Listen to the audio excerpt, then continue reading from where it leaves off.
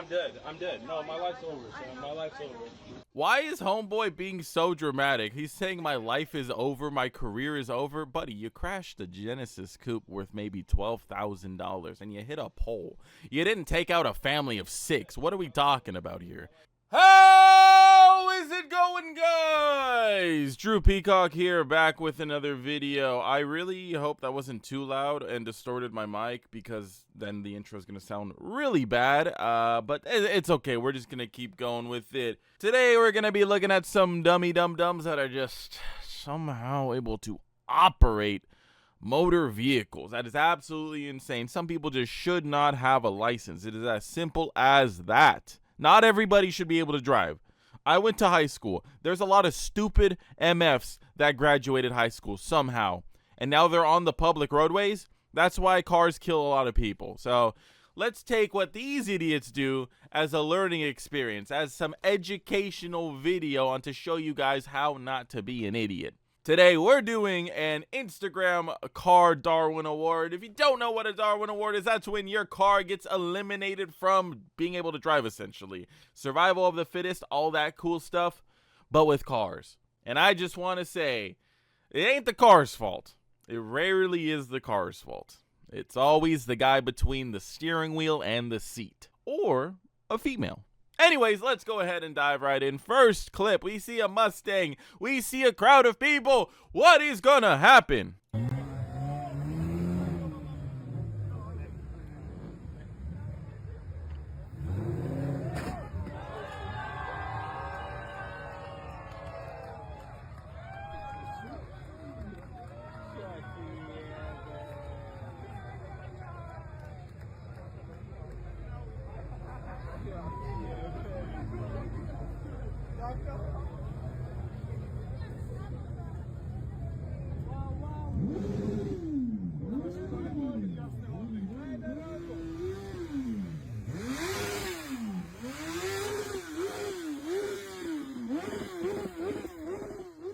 We got the fucking female Albert Einstein here. What a genius. Can't even drive an automatic EcoBoost. Throws that bitch in reverse for fuck all reason. How are you gonna do that? You know how hard it is to accidentally throw a car in reverse? They actually engineer them. People smarter than all of us combined. They actually engineer them so you can't do that. And yet this dipshit, I don't know what the fuck she was doing, if she was jerking off her passenger, but grabbed the wrong shifter and threw that bitch into reverse. Smacked that poor little EK right there too. And now she's looking around like, what's everyone staring at? Why is everyone staring at me? I'm honestly surprised she didn't start crying. Like, that is a whole lot of eyes looking at her, probably all laughing, man. I don't know if I would be able to stand there and take that shit.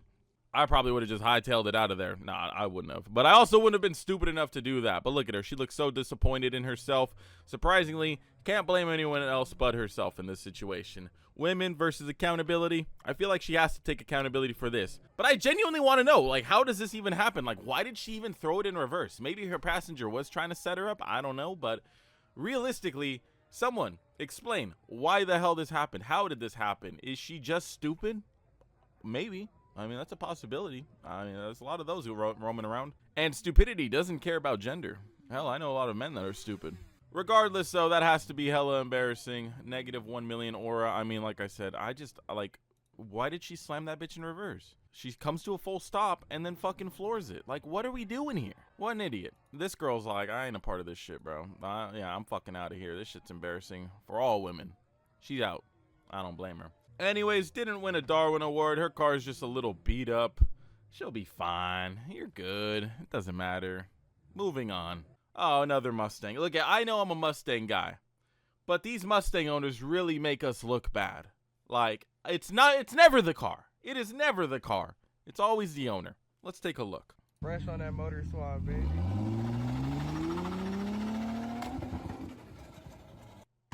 All right. Keep going at that pace.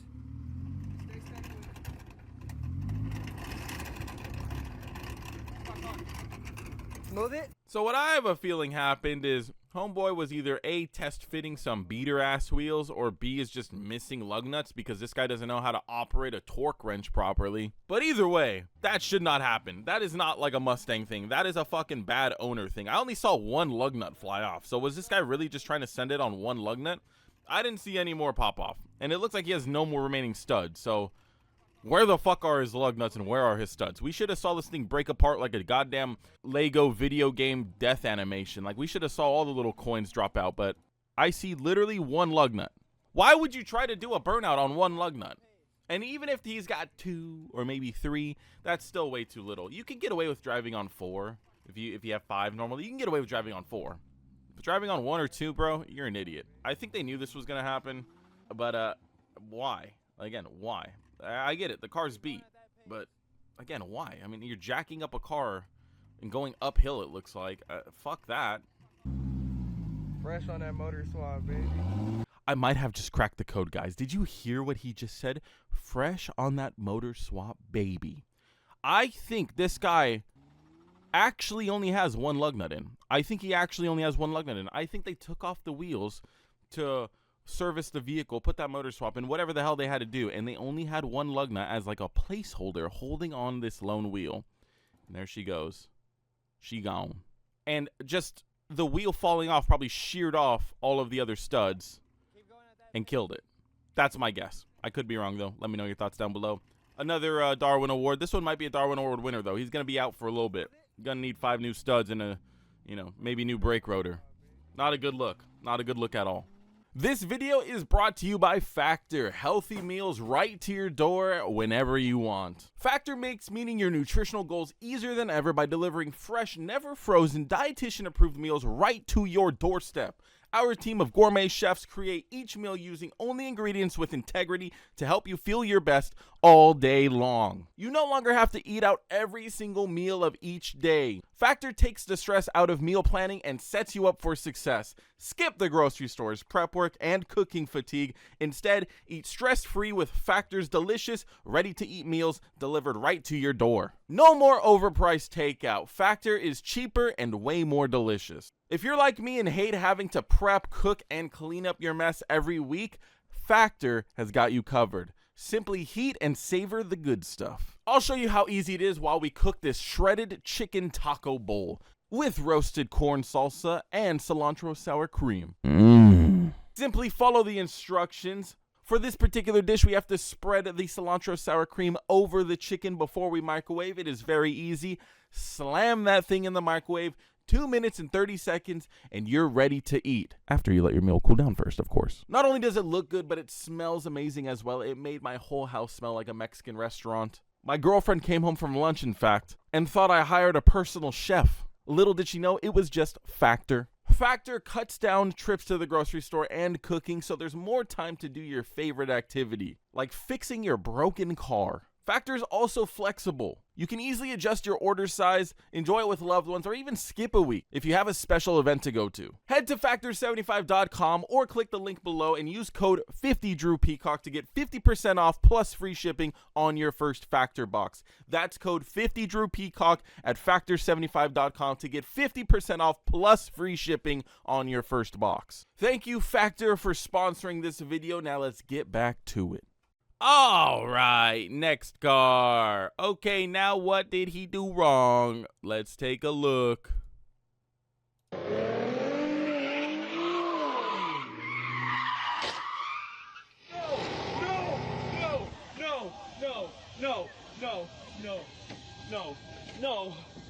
No,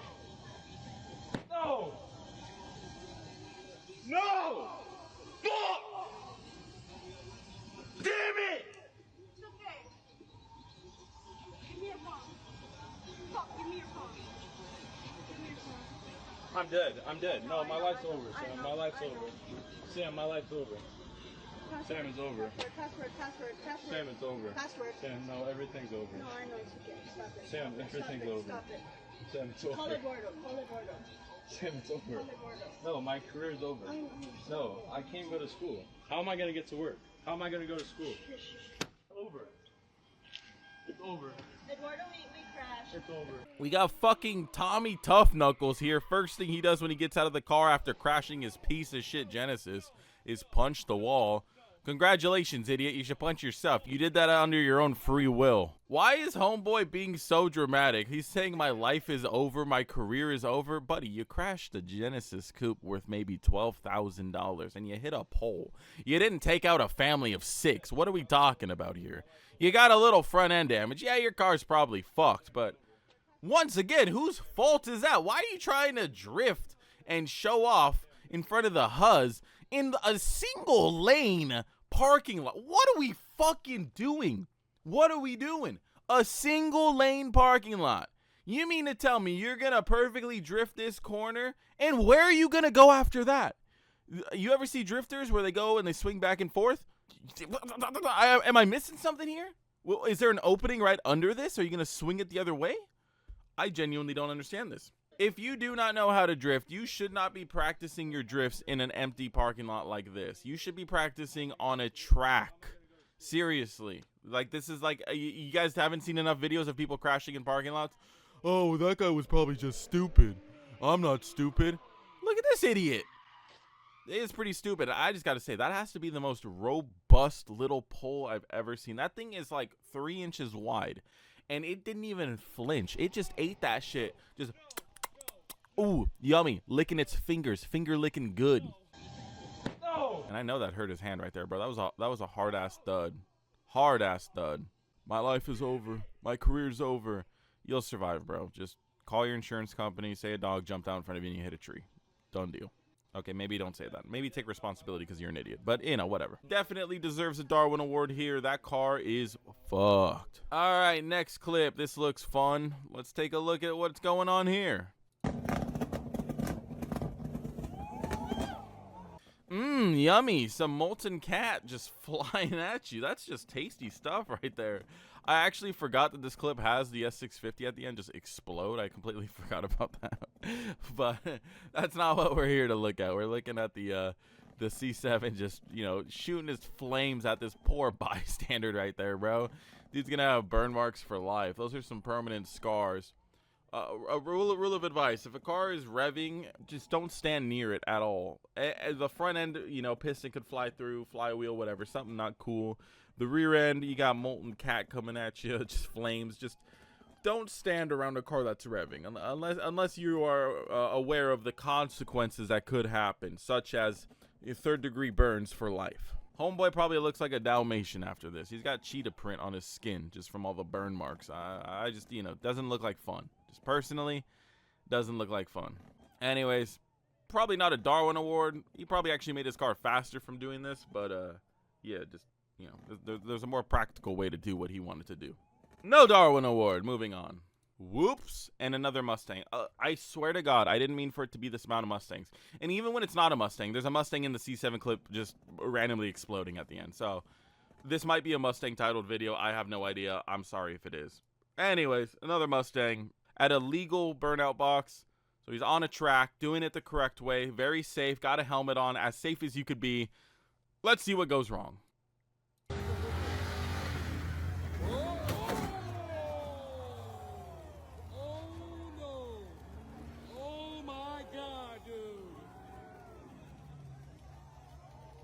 Yeah, the amount of clean cars that are going to be available when we're all older is going to be like slim pickings.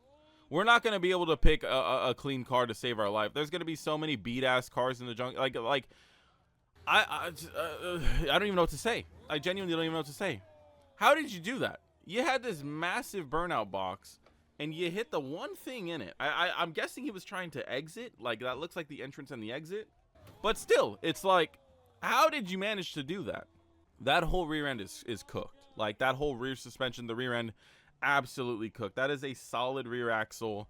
What happens to one side directly affects the other.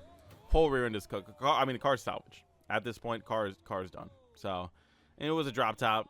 Not really sad. It is what it is, but still, it was a clean drop top. It was a respectable drop top, and he was having fun in a safe way. Sucks to see it happen to people that don't deserve it, but yeah, let's all laugh and point at his neon underglow. Ha! Anyways, everyone's safe. Helmet on. Safest way to do it. See, this is where you go and practice. Stuff can still go wrong, but no one got hurt. But he definitely did win a Darwin Award. Now I will insert the obligatory Mustang crowd joke. Oh, well, as you could see, he was aiming for the crowd. The Mustang just hit heat-seeking mode and just went out and sniffed out the crowd and just couldn't get past the barrier. It's like a shark caught in a net. Couldn't get it. Not a Mustang thing, driver issue. Yeah, 100%. Let's move on, though, to the last clip.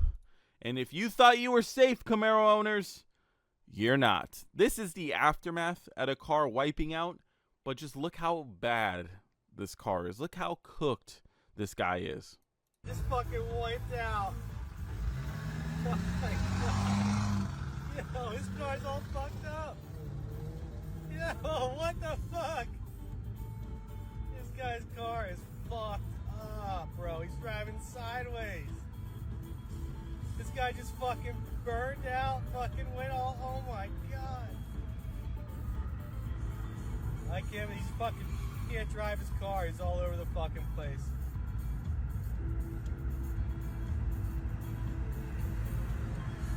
Oh my God, dude.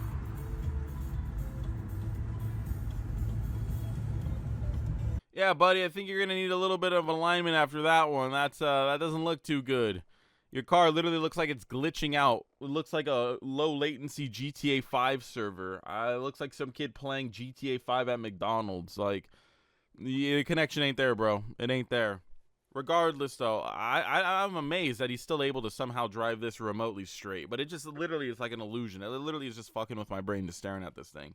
That thing is absolutely fucked. It looks like he's hitting like the gnarliest rolling burnout I've ever seen. Like, if he just added a little smoke behind his shit, like in post, a little AI smoke, this shit would look pretty fucking good.